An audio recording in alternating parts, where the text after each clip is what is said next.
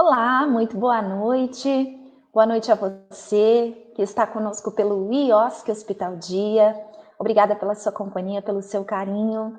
Estamos chegando aqui, dando boa noite para você nesta segunda-feira.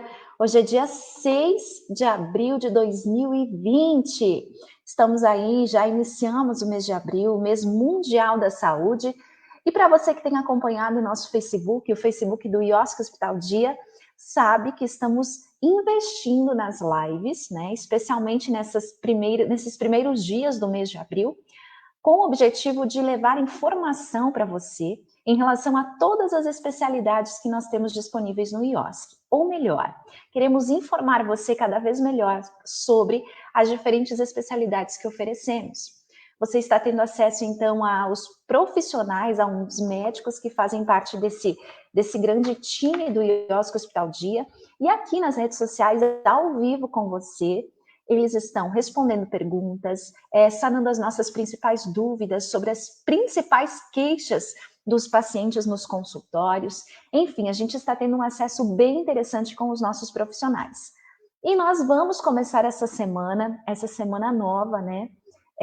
Que além de ser uma semana nova, enfim, além de ser um momento diferenciado que todos nós temos vivido nas cidades aqui de Santa Catarina e em todo o Brasil, é uma semana que as pessoas estão começando com um otimismo um pouquinho maior, né? Retomando as suas atividades, com a consciência de se cuidar em relação ao coronavírus, desejando a retomada das atividades, e tudo isso é muito importante. É importante que haja essa consciência para uma retomada com saúde, para que a gente possa manter essa curva para baixo, né? Ou estabilizada de certa forma. Então, nós queremos começar essa semana não falando de coronavírus somente, tá certo? Nós queremos começar essa semana falando de saúde. Por isso que hoje nós temos uma convidada especial aqui na nossa live, nessa transmissão para você que é de Chapecó, para você que é dos municípios da região, da nossa grande região. Hoje nós vamos falar sobre endocrinologia. E a minha convidada já está aqui, doutora Fabiana Barcala, nossa médica endocrinologista do IOSC Hospital Dia, representando então hoje esse grande time de profissionais que nós temos no IOSC em Chapecó. Doutora Fabiana, boa noite para você. Obrigada pela sua presença aqui com a gente nessa live especial ao Mês Mundial da Saúde. Seja bem-vinda. Olá, boa noite, Karine, obrigada também. Agradeço o convite e espero ser um momento proveitoso. Muito bem. Doutora Fabiana vai falar para a gente, então, como eu estava explicando para vocês, né, que vocês podem ir entrando, marcando pessoas, né, até começando a pensar no que você quer perguntar e como você quer participar dessa transmissão. A gente vai falar sobre endocrinologia. Doutora, para a gente iniciar, então, a nossa live, quero saber de você por que um médico endocrinologista é importante nesse contexto de manter a saúde em dia. Explica para nós um pouquinho melhor sobre essa especialidade. Então, a endocrinologia é uma especialidade médica que envolve diversas outras interações com diversas outras especialidades, né? Então, a gente recebe paciente muito em comum com médico cardiologista, com nefrologista, o oftalmologista, o próprio dermatologista, enfim, tem uma série de interações com outras especialidades médicas, justamente porque as doenças endócrinas, elas são doenças sistêmicas, né? Elas envolvem o organismo como um todo e demandam uma interação, demandam um cuidado conjunto com essas diversas especialidades. Sim, sim. Então, se trabalha muito em parceria, né, doutora Fabiana? É uma queixa, talvez, de um paciente que encontrou essa queixa em outro médico, foi diagnosticado, passa para que você possa, ou os outros endocrinologistas, avaliarem com maior profundidade, abrir uma pesquisa. E é muito comum ter pacientes que buscam endocrinologista, doutora? É bem frequente, né? Então, assim, falando um pouquinho das doenças em si, por exemplo, a gente tem entre as doenças que o endocrinologista pode cuidar, o próprio diabetes mellitus, né? Que é conhecido como uma alteração do metabolismo do açúcar no sangue, da glicose na corrente sanguínea. Então, se ficar a cargo apenas do endocrinologista, às vezes esse paciente vai ter algumas outras complicações a longo prazo. Então, é muito comum a gente precisar fazer o exame de fundo de olho, que daí vai para o médico oftalmologista. Às vezes pode ter alguma repercussão cardiológica, alguma repercussão a nível renal. Então, a endocrinologia, em parceria com outras especialidades, consegue garantir a manutenção, o equilíbrio, né, o melhor tratamento para diversas patologias. E como eu falei, realmente as doenças endócrinas, elas têm essa característica de serem doenças sistêmicas, de acometer o organismo como um todo, né? E muitas vezes as complicações que vão surgindo vão demandando a necessidade do acompanhamento de outros profissionais, além do próprio endocrinologista. Muito bem. E a gente encontra, né, nesse trabalho que os endocrinologistas realizam, temas muito comuns e frequentes, né, que são debatidos na mídia, que estão entre as rodas de conversa de famílias, de amigas, por exemplo, né, e, por exemplo, vou dar algumas dicas aqui, né, doutora, a questão da obesidade, que está sempre em voga, né, e que é uma doença, a obesidade é uma doença e precisa ser vista como uma doença para que seja tratada. É um papel que o endocrinologista pode contribuir nesse caso, como você falou, a diabetes, aí nós entramos na questão da tireoide e muitas outras patologias que podem ser auxiliadas por vocês que são endocrinologistas. Doutora, a gente separou alguns conteúdos porque nós estamos no mês de abril, que é o mês mundial da saúde. Amanhã, pessoal, dia 7 de abril, é o Dia Mundial da Saúde. E a gente justamente está vivendo esse dia, né, doutora Fabiana, num momento único no mundo, né, em relação à saúde, que eu acredito que as pessoas pararam, na verdade tudo parou, para que a gente pudesse preservar a saúde e a vida, né? E então amanhã esse dia vai ser lembrado, e por esse motivo nós estamos levando a informação da saúde para você que é nosso público do IOSC, você que é nosso cliente, paciente, e você que nunca ouviu falar do IOSC. Então você pode participar e perguntar. Por isso nós separamos alguns temas que têm a ver com saúde. A gente vai começar a conversar agora com a doutora, que já nos explicou o que faz um endocrinologista e quais são as queixas mais comuns. Doutora, vamos começar a falar, não tem como fugir disso, né? Dessa relação do coronavírus com algumas doenças ou patologias que a endocrinologia atende. Vou deixar você bem à vontade para conduzir essa conversa. Então, agora a gente está enfrentando, né, essa pandemia conhecida como Covid-19, que é a doença causada pelo coronavírus, o SARS-CoV tipo 2, e isso, né, tem trazido um grande impacto, tanto a nível do sistema público de saúde, quanto a nível individual das pessoas, questões do isolamento social, né, em que as pessoas necessitam nesse momento ficar em casa, ou se for sair, que agora, né, como você mesmo comentou, a gente está retomando aos poucos, gradativamente, ao retorno ao trabalho, principalmente os profissionais liberais, que nessa semana, pelo menos aqui em Santa Catarina, foram permitidos eles voltarem ao início das suas atividades, claro, com cuidados. Mas, enfim, a gente quer conversar um pouquinho nesse momento a relação, por exemplo, do SARS-CoV-2 com algumas doenças muito prevalentes, né? Como eu citei antes, o próprio diabetes tipo 2. O diabetes tipo 2, não necessariamente, ele causa um aumento da frequência, um aumento da incidência do Covid-19. Não é porque eu tenho diabetes que necessariamente eu tenho mais chance de ter a infecção pelo coronavírus. O que se tem, o que os estudos têm demonstrado, é que nesses indivíduos que adquirem a doença, o próprio diabetes funciona como um fator de risco adicional. Então, o que se tem de forma um pouco mais clara é que quem que é o indivíduo de maior risco? É aquele justamente o paciente mais idoso. E se esse indivíduo mais idoso tem como comorbidade o diabetes tipo 2, a chance que ele tem, ou tipo 1, enfim, a chance que ele tem de complicar, ou seja, de evoluir para uma forma mais grave da doença, é maior, né? A gente sabe que é uma doença que tem uma letalidade, né? Ou seja, a capacidade dela causar óbito depende muito da população estudada, depende muito do momento em que aconteceu, mas a gente tem essa letalidade um pouco maior justamente num grupo que seria o grupo dos pacientes diabéticos.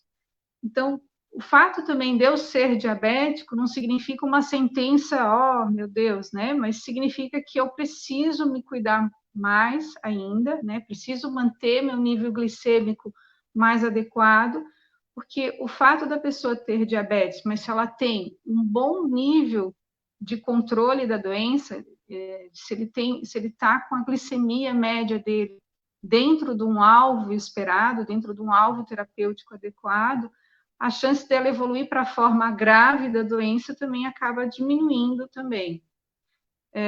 Existe também alguns relatos, algumas associações importantes de obesidade com a incidência do SARS-CoV-2, né?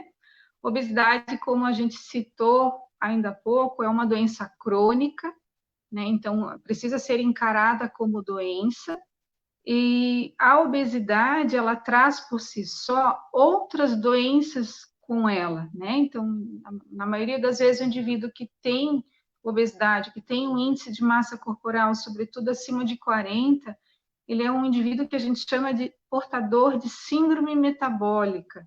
O que isso significa? O que é esse contexto da síndrome metabólica?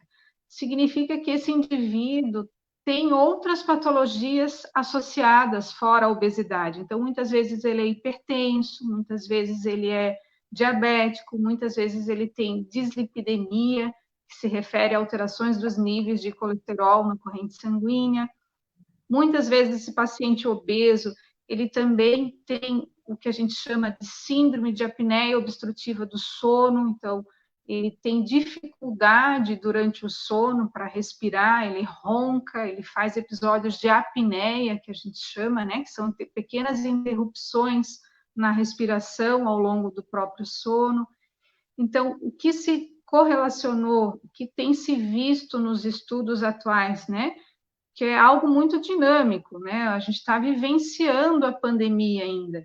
Então, é difícil afirmar com toda certeza, porque a gente precisa, na medicina, a gente precisa do que a gente chama dos estudos clínicos randomizados, né? Esses ensaios clínicos randomizados precisa de tempo, precisa de...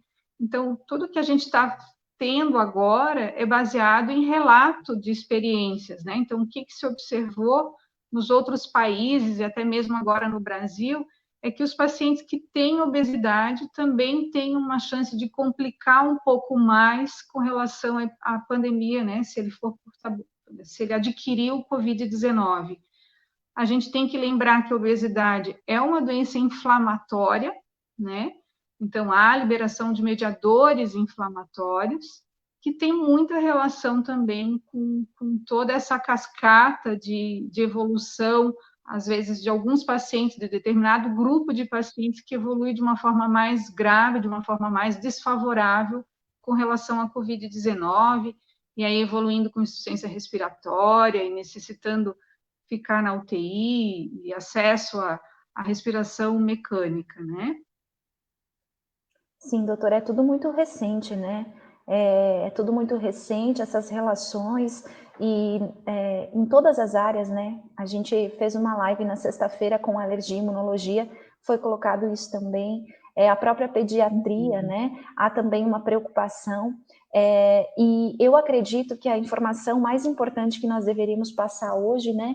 É justamente essa que você citou nesse momento, de que não é pelo fato de esses pacientes, né, diabéticos ou obesos, né, eles não precisam ter tanto medo, né, são pacientes de risco, né, a gente acredita que seja, vocês acreditam que seja, mas a gente percebe que tem muitos desses pacientes com muito medo, né, trancados dentro de casa, acreditando que vão pegar esse vírus e se eles se acometerem, eles irão a óbito. Então, existe um desespero muito grande nesse sentido. Dentro dessa sua experiência, né, doutora, como endocrinologista, dos últimos atendimentos emergenciais e também de urgência que você realizou, algo relacionado a isso lhe preocupou ou dá para realmente tranquilizar essas pessoas, doutora? Eu acho que a gente está vivenciando duas pandemias, né? A pandemia do Covid-19 e a pandemia do pânico. É claro que não é uma gripezinha, é claro que a gente também não está aqui dizendo que tá tudo tranquilo, não é isso, né? Existe uma recomendação, a gente precisa seguir o que tem se proposto pelo Ministério da Saúde, enfim, por tudo que a gente já tem de conhecimento com relação à pandemia do Covid-19, é necessário que os grupos que estão conhecidos como os grupos mais vulneráveis, e também nós como todos, né, tenhamos uma consciência de coletiva, de que precisa ter um cuidado. A questão da retomada das atividades não significa que o vírus deu uma trégua, né? Que agora estou livre, posso voltar a fazer tudo o que eu gostaria de fazer, né? A gente tem que ter o bom senso de que não é porque eu estou retomando a minha atividade gradativamente, né, desse isolamento que anteriormente era um isolamento horizontal e agora vai ser um isolamento mais para algum setor, né, algumas classes específicas, né, mas que a gente precisa ter consciência de que precisa. Se eu for sair de casa, eu vou usar minha máscara, nem que seja minha máscara caseira. Essa questão do uso da máscara não é tanto para proteção individual minha, é para proteger o outro, né? A gente sabe que a máscara, a partir do momento que eu estou usando uma máscara, eu vou eliminar menos partículas virais no meio ambiente, a chance de contaminar é menor. E o que caracteriza muito esse vírus é a capacidade que ele tem de infectividade, né? Então, uma pessoa doente, ela pode transmitir até para quase 3 pessoas.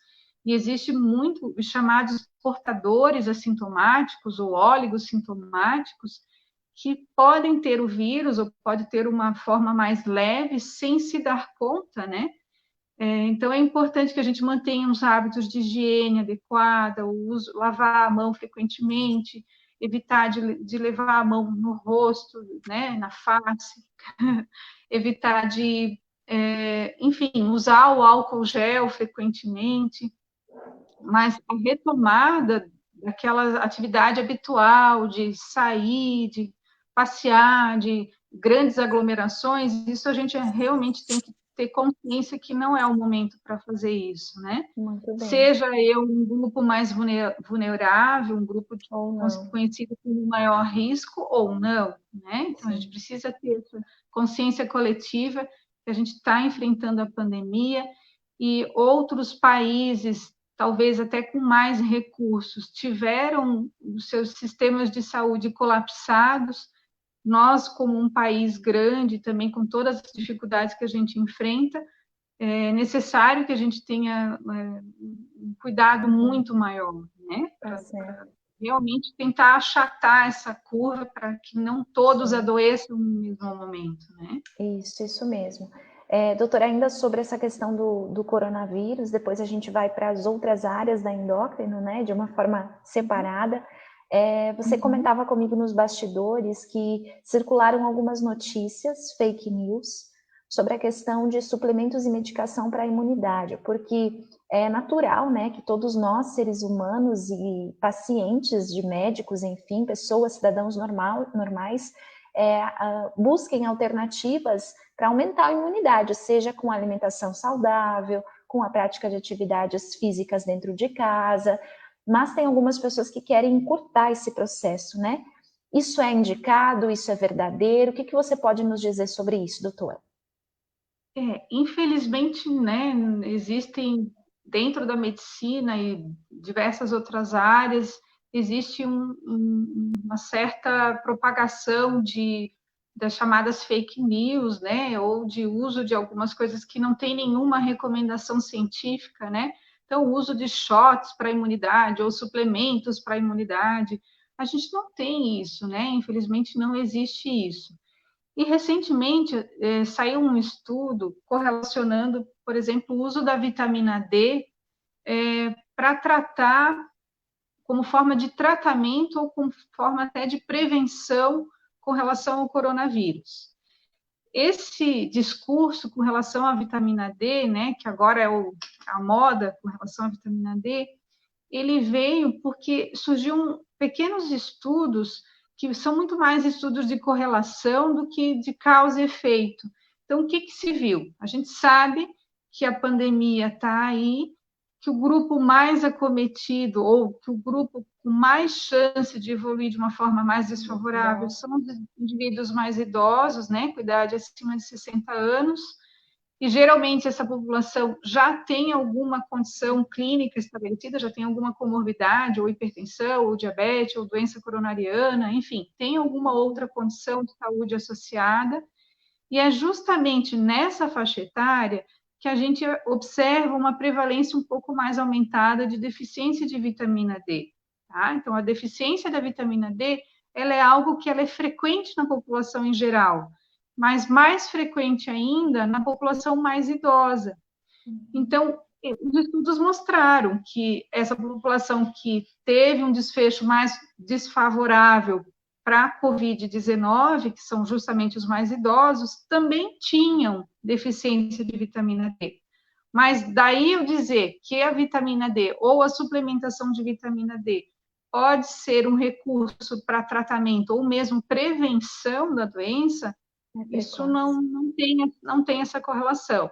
A gente tem há bastante tempo conhecido, né, que a vitamina D, apesar do nome vitamina, ela atua como um papel hormonal, né? Então a vitamina D ela é importante para o metabolismo do osso, metabolismo cálcio, né? Então ela previne a ocorrência de fraturas, mas a gente conhece da vitamina D alguns outros efeitos que são chamados efeitos não ósseos da vitamina D. Então ela participa da modulação de doenças inflamatórias, né? Então, tem algumas doenças inflamatórias que têm uma correlação um pouquinho maior com deficiência de vitamina D, mesmo doenças infecciosas, então, alguns pequenos estudos tentando correlacionar deficiência de vitamina D com tuberculose, deficiência de vitamina D com mesmo infecções virais, né? Isso não é de agora, não é só de agora da pandemia do coronavírus, porque a vitamina D, ela também tem um papel na imunidade. A gente não sabe muito bem qual, mas tem, pelo menos a nível de estudos, estudos de ensaios, né, de laboratoriais, ela teria um suposto papel. Mas esse papel, ele é um tanto quanto limitado, então já se testou lá atrás com relação a algumas doenças infecciosas, e o que se observou é que, assim, eu suplementando vitamina D para pacientes com deficiência comprovada de vitamina D, houve uma pequena resposta em termos de sintomas, mas principalmente quando eu falo de doenças infecciosas respiratórias, tá?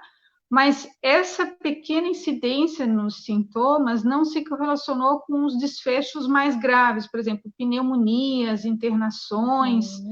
A suplementação de vitamina D não conseguiu reduzir esse desfecho.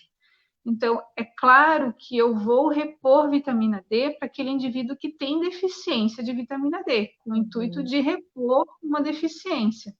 Mas daí eu buscar em doses maiores, como às vezes a gente observa, né?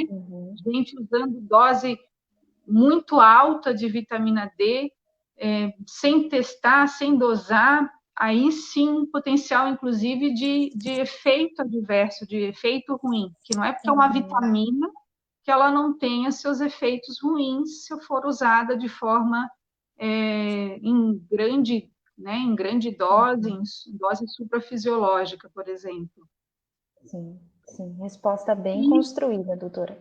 Pode continuar. E com relação aos outros suplementos, né, a gente vê os shots da imunidade, aí, assim, tem alguns pacientes que me questionam o uso de própolis, o uso de cúrcuma, de glutamina, enfim, a gente não tem nenhuma comprovação científica, nada. Então, o que a gente pode, como que eu posso estimular a minha imunidade? Aquilo que você comentou antes, uma alimentação equilibrada, uma alimentação saudável, boas horas de sono, manter o equilíbrio emocional. Eu sei que está difícil manter o equilíbrio emocional, né, em tempos de quarentena, em tempos de isolamento social, mas de qualquer forma a gente precisa isso, né? A gente tem tantas alternativas, a gente, por exemplo, agora aqui conversando, usando a mídia, usando esse recurso para aproximar, não para afastar, nem para propagar só notícia ruim, né? Eu tenho Exatamente. otimismo de que a gente vai enfrentar tudo isso, vai conseguir vencer tudo isso, né? Claro, tem os seus momentos difíceis, mas a gente tem que, né, se fortalecer também, buscar na fé, na construção, porque afinal de contas existe um fundamento bioquímico, um fundamento hormonal para isso tudo, né? Se eu estou estressada, liberando meu cortisol a mil, não tem como o sistema imunológico ficar bem, né? Então a E gente me tem que defender, tentar né? se proteger um pouco, se blindar um pouco do que é informação verdadeira, do que é informação que é mais É isso aí. alarmista, buscar leituras, buscar. E a mesma coisa assim, não é porque eu estou em casa que eu não posso fazer uma atividade física, que eu não posso arrastar meu sofazinho de lado e manter, ou dançar, ou, enfim, fazer uma aula que tem tanta opção hoje em dia pela internet, né? Então, dá para trabalhar tanto o equilíbrio emocional quanto o equilíbrio de atividade física, minha Uhum. refeição, buscar ter rotinas, ter horários estabelecidos, aquilo que a gente fazia antes de estar em quarentena, seguir fazendo, né? O horário de dormir, o horário de acordar, estabelecer isso até para os filhos, principalmente quem tem filhos adolescentes, para não ficar o tempo todo só na mídia, né? Enfim, buscar o equilíbrio de todas as formas. Muito bem, e aí a gente entra na questão de saúde não ser só a saúde de forma geral, né? Mas é a saúde das emoções, a saúde financeira, a saúde intelectual. Aí a gente entra em vários eixos que a gente pode estar explorando melhor nesses dias, né? Agora há pouco também, doutora, eu estava participando como mãe de uma live de pais, né? Da escolinha da minha filha. Então, nós estávamos em uns 40 ou 50 pais de duas turminhas, todos juntos conectados. Isso nunca aconteceu antes, né? Em um momento de integração dessa forma, claro que presencial, sim, mas presencial nem todos podem participar. E no remoto, acredito que 100% dos pais se reuniram para prestar atenção, falar sobre algo relacionado à qualidade de vida e de educação dos filhos. E isso já é um fator positivo de saúde que nós estamos exercendo nesse tempo, né? Aproveitar dessas formas, formas que a gente já tem, hábitos que a gente já tenha para se fortalecer e afastar um pouquinho mais essas notícias ruins também irão ajudar. Já que não temos comprovação sobre chás, né, doutora? Própolis, como você falou. Enfim, eu sei que tem algumas pessoas que fizeram a comprinha, né? Básica para a quarentena e estão ingerindo aí muitos suplementos e medicamentos para aumentar a imunidade. Então, nada disso é comprovado. O que nós podemos fazer é desenvolver esses hábitos saudáveis em todas as áreas da saúde, como você disse. Muito bem. Doutora Fabiana Barcala, nossa endocrinologista, já temos perguntas para você. Vamos responder as primeiras perguntas que nós temos aqui. Vamos começar com essa pergunta que tem a ver com colesterol, tá? E também com o Covid. Quem tem níveis de colesterol elevado tem um risco maior com o Covid-19, doutora Fabiana? Olha, a gente não tem nenhuma associação até então de dislipidemia com o coronavírus, né? Como eu citei antes, é uma pandemia, é algo mais recente, né? Mas o que a gente tem de grupo conhecido, sabidamente de maior risco, são os pacientes portadores de doenças crônicas como diabetes, hipertensão, coronariopatia, né? Doenças do coração, pacientes com imunossupressão, aqueles que estão em tratamento para neoplasias, usando imunossupressores quimioterápicos, ou pacientes que, por algum problema de imunidade, né, por exemplo, um paciente renal crônico, esses são sabidamente o grupo de maior risco, além, claro, dos pacientes com maior idade. Mas, dentre as doenças endócrinas, metabólicas, A dislipidemia não está envolvida, não classifica o indivíduo como maior risco, assim como as doenças tireoidianas autoimunes, né? Por exemplo, doença de Graves ou hipotireoidismo por tireoidite de Hashimoto, também, se ela está estável, não classifica o indivíduo como maior risco para ter uma forma grave da doença. Muito bem, muito bem. Resposta dada para a Aline. Temos mais uma pergunta aqui também. A Kelly pede que a doutora fale um pouquinho sobre resistência à insulina associada à síndrome do ovário policístico, doutora. Então, a resistência insulínica, ela vem no pacotinho, né? O paciente diabético, por exemplo, ele tem o diabetes tipo 2, ele cursa como uma resistência à ação da insulina.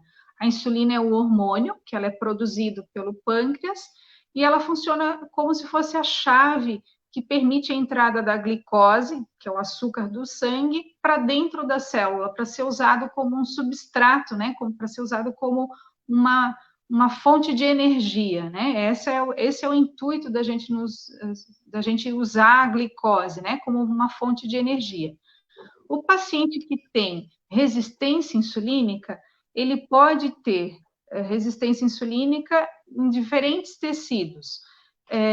A síndrome de ovário policístico, ela cursa com resistência insulínica e muitas vezes o indivíduo ele vai ter algumas manifestações, como obesidade, que é o aumento do peso, principalmente esse acúmulo de peso a nível de abdômen, né, a nível da circunferência abdominal, ela configura como maior resistência insulínica, e essa resistência insulínica também pode acontecer a nível de ovário, levando a uma anovulação crônica. Então, o paciente que tem síndrome de ovário policístico, ele muitas vezes, essa mulher, ela não menstrua corretamente, né? Então, ela vai ter ciclos oligoanovulatórios, né? Algumas vezes ela fica sem menstruar por um bom tempo, ou menstrua com intervalos mais longos de tempo, justamente porque a resistência insulínica também tem um papel e tem uma correlação importante com a síndrome de ovário policístico.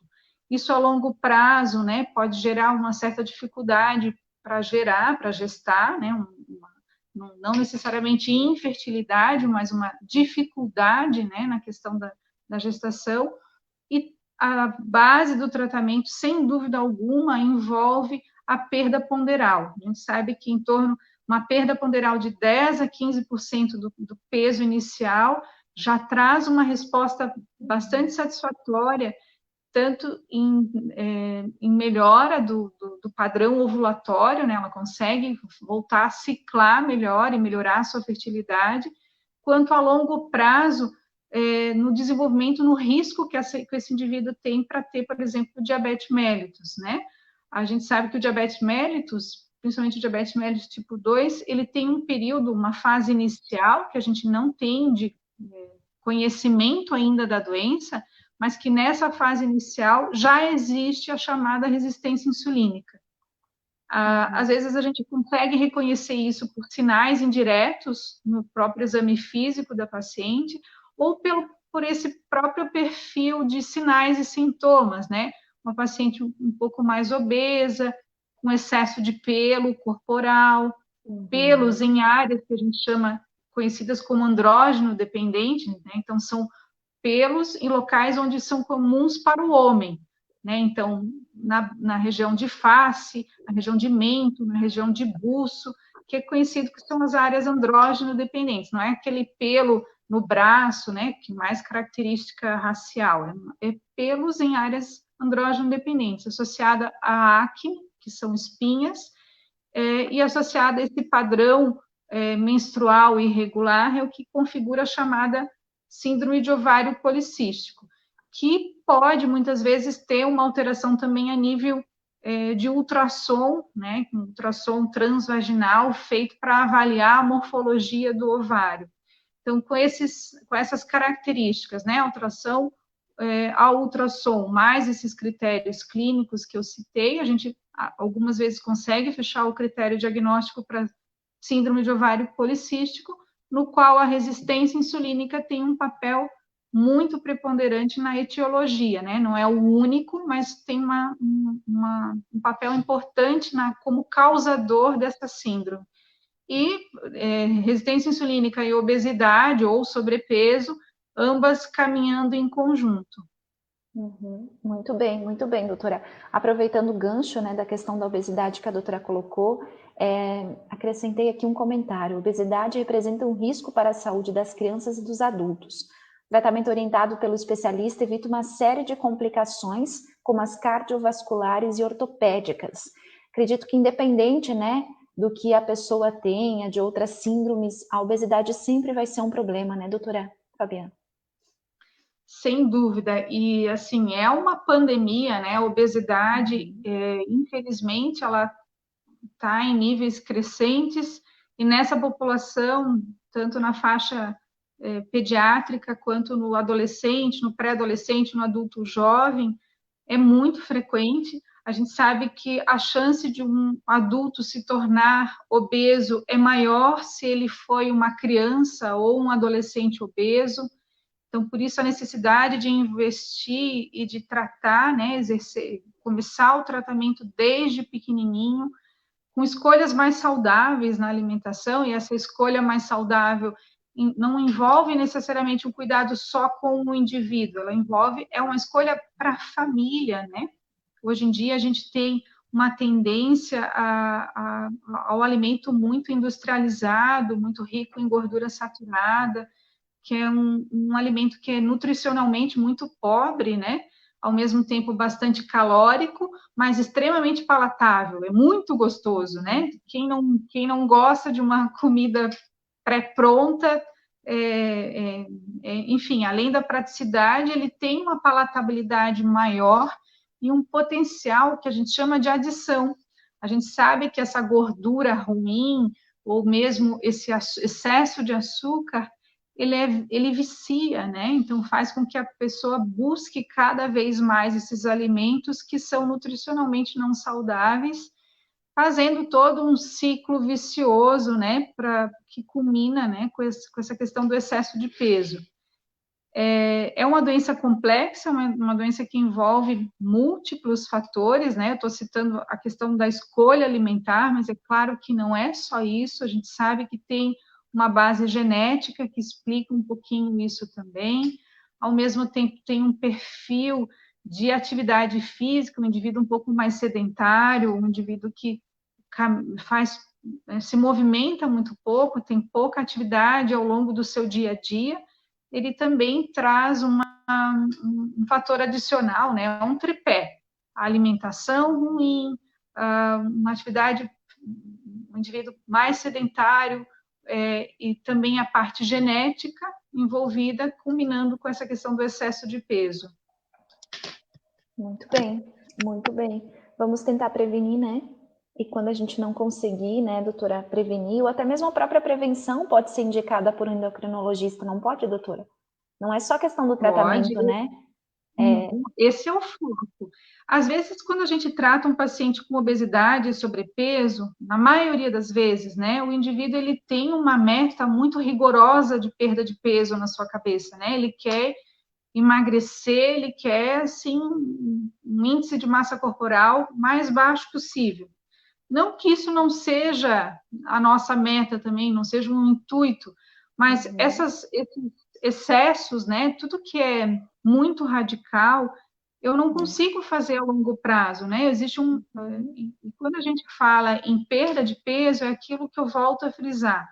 Uma perda de em torno de 10%, 10 a 15% do seu peso inicial, ela traz, mesmo que eu não volte para um IMC tão saudável, ela traz uma melhora muito importante no risco cardiovascular, né? Porque a gente sabe que a obesidade, ela é a pontinha do iceberg, ela não vem sozinha.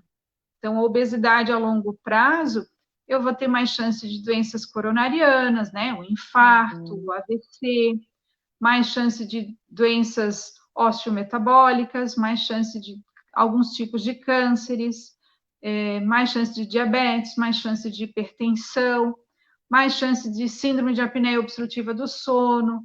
Enfim, a gente percebe que realmente as várias especialidades se incluem nesse tratamento, o próprio nutricionista, o próprio educador físico, porque a gente sabe que é uma doença crônica e, como toda doença crônica, precisa ser olhada a longo prazo. Mas, às vezes, se a pessoa tem aquela meta extremamente rigorosa de perda de peso, ela se frustra com uma perda que ela achou que não fosse aquele potencial que ela gostaria de emagrecer, ela acha que não foi bom, ela acaba desistindo, né? Então, o que a gente precisa afirmar é que, assim, existe uma faixa de peso que é aquela faixa de peso que é a tua qualidade de vida também, né? Então, Sim, se às vezes exatamente. eu defino que tem que ser uma faixa de peso muito menor, eu vou ter uma alimentação muito restritiva, eu não vou ter vida social, eu não vou me permitir a nada. Então, a gente sempre, quando trata a questão da obesidade, claro, a gente quer emagrecimento, mas a gente tem que focar e fazer com que o paciente entenda que mesmo um percentual de peso perdido de 10 a 15% já traz um impacto significativo na sua qualidade de vida. E o que é mais difícil para o paciente não é o emagrecer, é sustentar essa perda de peso, é sustentar esse processo de emagrecimento.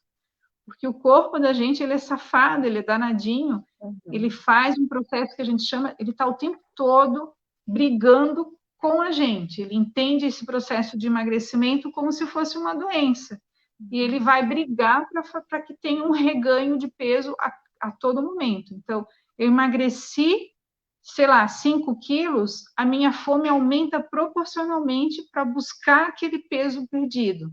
Ao mesmo tempo, a minha taxa metabólica basal também já reduz. Eu tenho a liberação de uma série de hormônios contrarreguladores, que são chamados hormônios da fome, por exemplo, a grelina, que é secretada pelo estômago, aumentando a minha fome. Então, eu brinco com o paciente que emagrecer, para quem quer emagrecer, é como se fosse subir uma escada rolante ao contrário, assim, ela vai estar te empurrando sempre ao contrário. Não estou querendo com isso jogar um balde de água fria na cabeça do paciente, né? Mas a gente tem que ter metas claras e precisa ter, assim, onde eu estou, onde eu quero chegar, né? Então, a gente tem que ter um objetivo claro com relação a isso. Isso é importante, porque a doutora mostra para a gente um lado da endocrinologia, que é a prevenção, né? Não apenas o tratamento, né? Então, a pessoa pode buscar ter essa qualidade de vida e, aos poucos, reduzindo essa obesidade, né? Como você falou, com metas claras. E a gente tem visto, assim, a gente estava, pelo menos antes do Covid, né, doutora Fabiana, num ritmo de muitos cursos online, tudo muito fácil, emagreça 5 quilos, emagreça 10, né? Em um mês, em 10 dias, e nada disso vai ser bom para o organismo, né? Então, a gente... Não tem como existir um equilíbrio em tão poucos dias, né, doutora Fabiana? É um estudo, é uma questão toda de estratégia, ligando aí muitas questões multidisciplinares, né? Como você falou, a questão da obesidade tem a ver com a psicologia também, tem a ver com as outras áreas médicas que precisam estar aliadas para que isso possa acontecer. E a endocrinologia faz um canal, né? Mostra como que isso pode acontecer e quem buscar e como buscar para que esse resultado aconteça. É muito interessante. Doutora, antes que a gente libere de novo a fala para você, eu quero fazer uma pergunta aqui. Já temos várias perguntas, mas temos uma pergunta aqui interessante também ainda sobre a questão de mais direcionada ao que você faz, né? Se puder falar um pouco, a pergunta é da Paola, sobre os benefícios do uso da melatonina, doutora. Primeiro explica para a gente o que é a melatonina. Então, a melatonina é uma medicação usada para auxílio no tratamento do sono, né? Dos distúrbios do sono. Existe, assim, alguns estudos relacionando algum potencial benéfico, mas, assim, não tem, assim, uma grande comprovação científica com relação à melatonina, né? O que se sabe também é que, com relação à melatonina, que precisa cuidar muito na questão de qual melatonina é utilizada, né? A gente sabe que a melatonina manipulada, ou que a maioria das vezes, ou a gente consegue com importação, ou através de manipulação. Essa dificuldade da questão do medicamento manipulado, né? Ao mesmo tempo, assim, como todo distúrbio do sono, a gente precisa lembrar que se eu, por exemplo, acordo no meio da noite e nesse meio tempo vou lá tomar a minha medicação, mas aí acendi a luz, caminhei, aí resolvi tomar água e já se foi todo o sono que tinha. Então, a recomendação do uso da melatonina precisa ser à noite, com toda aquela questão da higiene do sono, né? Ambiente escuro, um pouco estímulo visual, já meio que o indivíduo já deitado, mas assim, a longo prazo a gente não tem assim grandes estudos a respeito do uso da melatonina e a sua eficácia comprovadamente nessa questão como indutor do sono. Tem sim vários indivíduos que fazem uso dela com alguma resposta, né?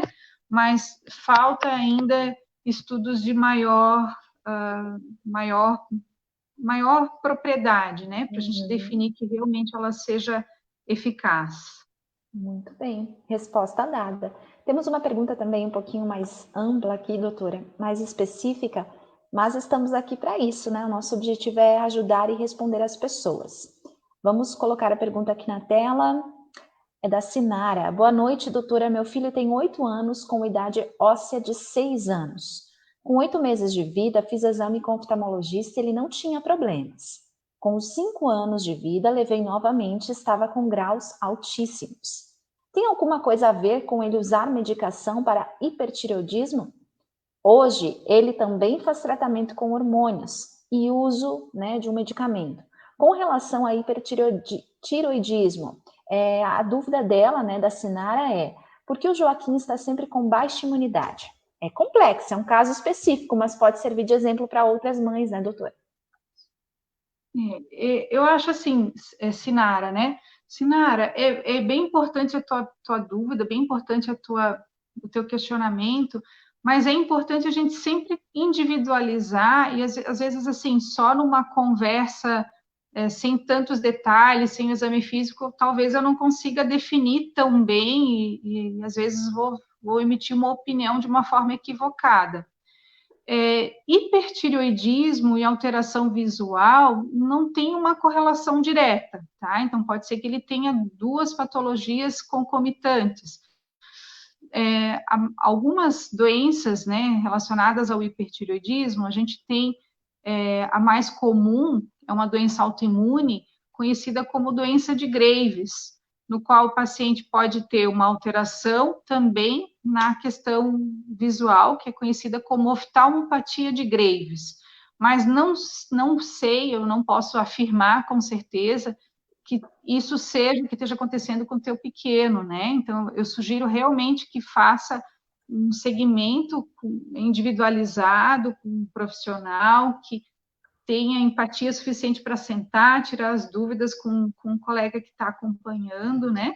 Porque, assim, às vezes, só numa pergunta um pouco mais ampla, talvez eu possa ser leviana e deixar, né? Não é esse o objetivo. Isso mesmo. Então, Sinara, você pode procurar, né? Procurar a gente através dos nossos agendamentos. Quem sabe tirar essa dúvida mais específica numa consulta, né? Existe toda uma investigação clínica para cada caso, né, doutora? E isso é bem importante. Mas não vamos deixar de responder, porque todas as perguntas são importantes e podem gerar dúvidas em outras pessoas e sinais de alerta também. Já que nós falamos de hipertireoidismo, doutora, podemos falar um pouquinho mais sobre a tireoide? Que é algo que vocês atendem, trabalham, né? O endocrinologista tem bastante conhecimento nessa área. O que isso influencia, na verdade, doutora, no organismo, né? Talvez a gente não entenda direitinho quais são as doenças da tireoide, enfim, e como que vocês podem ajudar os pacientes, nesse caso, a terem mais qualidade de vida, doutora? Então, a tireoide é uma glândula endócrina e é uma das poucas glândulas em que a gente tem um pouco mais de acessibilidade no exame físico, né? Porque a maioria das doenças das glândulas endócrinas, elas ficam escondidinhas dentro da gente, mas a tireoide, por ser uma glândula de ter essa localização aqui no pescoço, na região anterior do pescoço, é uma glândula mais acessível, inclusive no próprio exame físico, e algumas vezes, quando ela tem alguma alteração, ela é acessível, inclusive, para o próprio paciente. Então, dentre os distúrbios da tireoide, que são mais frequentes ou que são mais comuns dentro da endocrinologia, a gente tem os excessos e as faltas hormonais. Então, quando a gente fala em excesso de hormônio tireoidiano, a gente está se correlacionando com uma doença chamada de hipertireoidismo. E o contrário, né? Então, quando eu tenho uma diminuição dos níveis de hormônio tireoidiano, a gente tem uma condição conhecida como hipotireoidismo. Tanto hipo quanto hipertireoidismo têm alguns sintomas bem característicos, né? Então, lembrando que a glândula tireoide, quando ela produz os hormônios dela, T3 e T4, que são os hormônios tireoidianos, esses hormônios, eles participam do metabolismo como um todo. Então, quando eu tenho um excesso de hormônio tireoidiano, é muito comum o paciente vir com algumas queixas, como emagrecimento, sem ter uma causa definida, né? Ele não mudou a alimentação dele, ele continua com uma rotina normal e começou a emagrecer do nada, perdeu bastante peso, agitação, ansiedade, tremores, palpitações, taquicardia, né? Dependendo da causa desse hipertireoidismo, se esse hipertireoidismo for por uma doença autoimune, que a gente chama, que seria o corpo contra ele mesmo, a principal doença autoimune causando hipertireoidismo que a gente tem conhecida seria a doença de Graves. Nessa doença de Graves, o que surge no paciente? Um aumento do volume da sua glândula da tireoide, que é conhecido como bócio, né? O termo bócio se refere a esse aumento do volume da tireoide. O olho do paciente, né, ele pode ficar um pouquinho mais saltado, que é o que a gente chama de exoftalmia, que é esse olhar assustado do paciente, e o próprio, né, na dosagem de hormônios, né, nos testes laboratoriais que a gente faz, vai lá mostrar um excesso dos hormônios tireoidianos na corrente sanguínea. Assim, a gente consegue fechar um pouquinho o diagnóstico para um hipertireoidismo. O hipotireoidismo, que seria o contrário, é tudo que vai desacelerar o metabolismo. Então, o paciente vai ter sonolência, cansaço fácil, uma tendência a aumento de peso, embora nesse quesito aumento de peso, não é tanto um aumento real do peso, é muito mais por uma dificuldade de perda e também por uma certa retenção líquida que tem, né? Isso quando o hipotireoidismo está bastante descompensado. Eu já pego esse ganchozinho nessa fala, que é muito comum em consultório, a gente vê assim, ai, doutor, eu aumentei o peso, deve ser minha tireoide, né? Então, a tireoide, coitada, ela é muitas vezes culpada inocentemente. É claro que a gente pode pensar que numa fase em que está muito descompensado esse hipotireoidismo, possa haver um aumento de peso, mas, como eu falei, é um aumento que é transitório e muitas vezes é algo de 1, 2, 3 quilos, não muito mais do que isso, tá? Então, na questão do hipotireoidismo, também a gente vai ter, às vezes, um aumento discreto do volume da glândula tireoidiana e também pode acontecer as alterações laboratoriais, né? Então, a gente vai fazer a dosagem hormonal, dosar TSH, T4 livre, enfim, para definir que esse paciente tem alguma alteração que faça suspeitar do próprio hipotireoidismo. E, por fim, uma terceira condição também que é muito frequente, né, relativamente frequente, é a presença dos chamados nódulos de tireoide, né, que são como se fossem bolinhas, né, como se fossem alterações que algumas vezes podem ser vistas na própria palpação, o próprio paciente percebe que ele está com um nódulo da tireoide, dependendo do tamanho desse nódulo, ele pode já vir na consulta com alguma dificuldade para engolir, alguma alteração na fala. Isso não é o habitual, não é o frequente, né? Na maioria das vezes, os nódulos, eles são pequeninhos, eles são nódulos que não dão sintomas, não é porque eu tenho um nódulo que necessariamente eu vou ter alteração da minha função da tireoide, são duas coisas distintas, né? Eu posso ter um nódulo tireoidiano e a minha função tireoidiana ser completamente normal. É muito comum a gente receber o paciente com nódulo de tireoide vindo encaminhado por colega, né? O colega ginecologista acabou pedindo um ultrassom de rotina, aí apareceu um nódulozinho. Então, sempre que a gente avalia um paciente com nódulo de tireoide, a nossa preocupação ou o nosso questionamento inicial é afastar que esse nódulo possa ter alguma correlação com algum câncer de tireoide, tá? Então, já também tranquilizando, não é porque eu tenho um nódulo que necessariamente eu terei um câncer de tireoide. A gente sabe que a maioria dos nódulos tireoidianos são nódulos benignos, mas que, né, na verdade, a gente se utiliza de alguns critérios que são chamados critérios ultrassonográficos para definir se eu preciso puncionar esse nódulo, né, ou seja, tirar uma pequena quantidade de células para avaliar melhor esse nódulozinho e classificar ele com relação a se ele é benigno ou maligno. Ou maligno. Muito bem. Muito claro, né? O tema tireoide, ele é profundo, né, doutora? E eu acredito que é uma das queixas mais comuns, ou uma das buscas mais intensas por um endócrino é a questão da tireoide, né?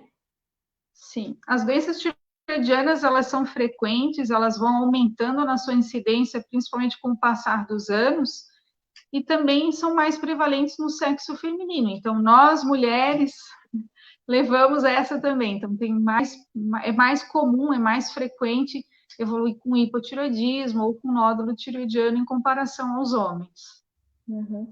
Mas você sabe que eu entrevistei, doutora, agora lembrando, né, há poucas semanas, um senhor da nossa região oeste aqui que teve câncer de tireoide, né? Então, é raro, mas acontece, né? Ele teve e ele está lutando com isso ainda, fez várias cirurgias, né? Está em processo de quimioterapia e ele falou também um outro tipo de tratamento, que é através da imunoterapia, né?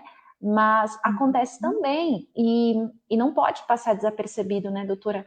A gente consegue perceber alguma mudança em nós, visível, em caso grave de tireoide, doutora?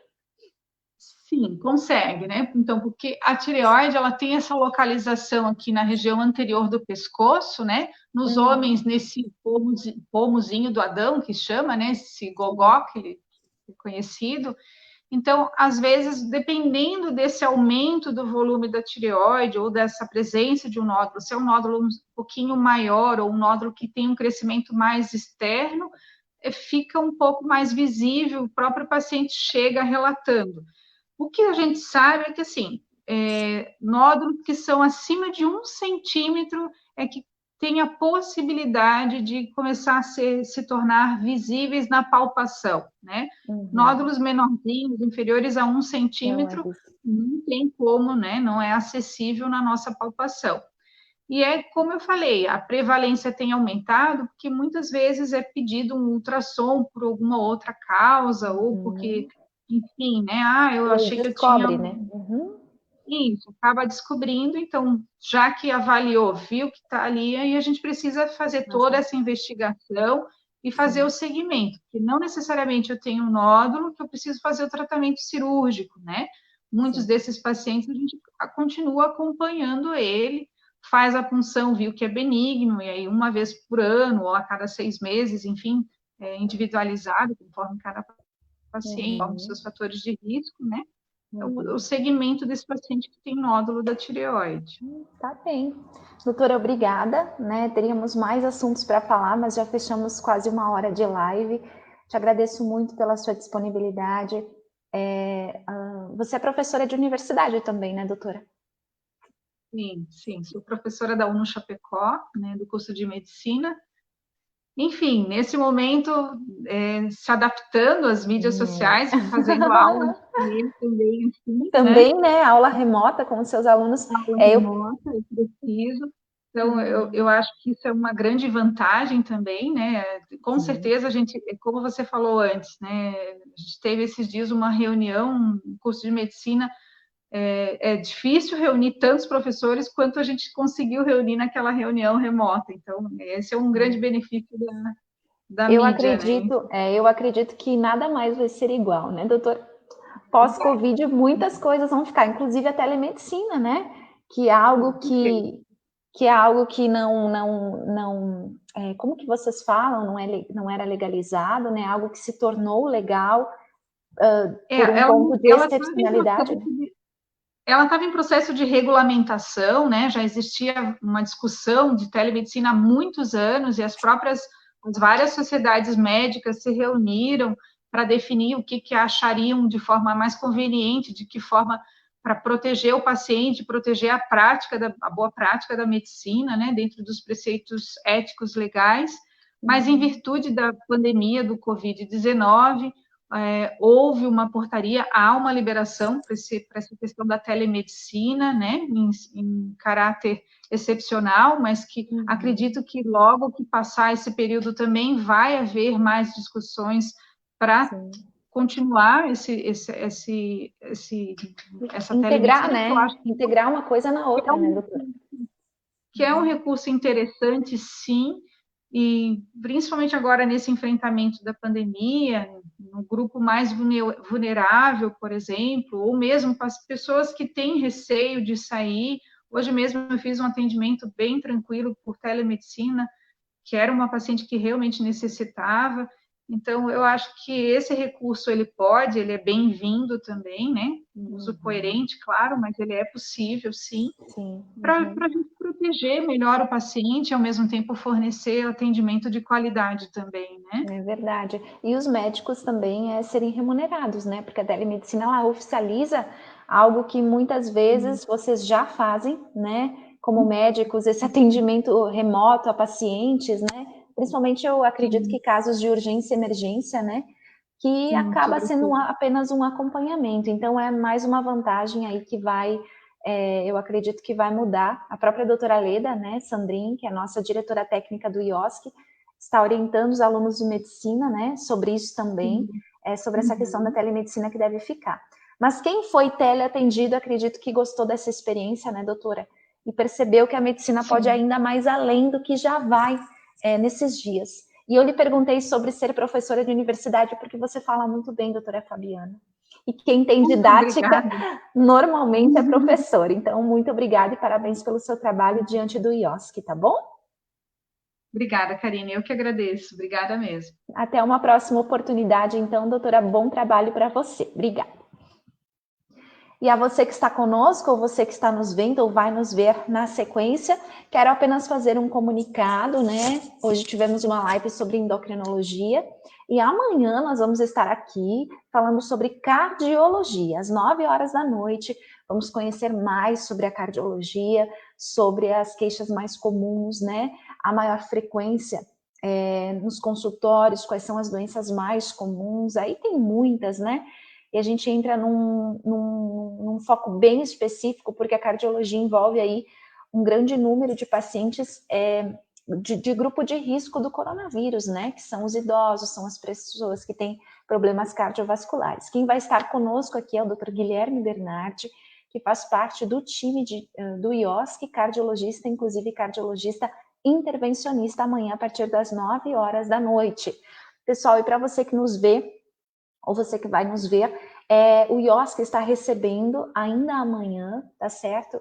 Alguns itens que você pode doar, você pode estar participando. Então, nós estaremos fazendo a doação de alimentos especiais, né? Alimentos que não são do dia a dia, né? Que podem ser degustados pelas pessoas, produtos de higiene pessoal e também máscaras confeccionadas de tecido que ajudam aí nesse combate à proliferação, a intensidade do Covid, tá certo? Então, esses itens, se você tiver e quiser doar, leve até o IOSC em Chapecó, e nós estaremos doando esses itens na quarta-feira para a Cruz Vermelha, que vai disponibilizar para famílias carentes, lar de idosos, pessoas que foram acolhidas das ruas de Chapecó, moradores de ruas, né, que estão acolhidos e sendo protegidos do Covid. Então, se você quiser participar da nossa campanha Viva Melhor, participe, leve esses itens até o IOSC amanhã, que nós faremos a entrega na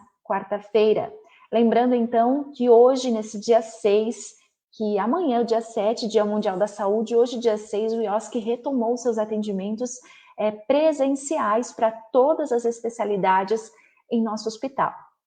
tá certo? Então, não apenas casos de urgência e emergência, o IOSC retomou todos os atendimentos presenciais, seguindo a portaria, né, que pede aí um agendamento a cada meia hora, né, que a pessoa não vá com acompanhante, né, apenas em casos de deficientes físicos, e também crianças, né, apenas acompanhante para esses casos. Mas você ligando para o IOSC, você terá todas as informações do que pode e do que não pode, para que você possa ser atendido pela nossa equipe multidisciplinar de médicos e especialistas, tá bom? Então, o IOSC de portas abertas novamente, de certa forma, para a comunidade. A partir de hoje, estamos felizes com essa retomada, mas tomando todos os cuidados do protocolo de segurança do Ministério da Saúde. Queremos deixar você, então, informado em relação a tudo que o IOSC faz e obtém. Desejamos a você uma ótima noite e nos encontramos amanhã novamente aqui às 9 da noite. Boa semana, fiquem com Deus.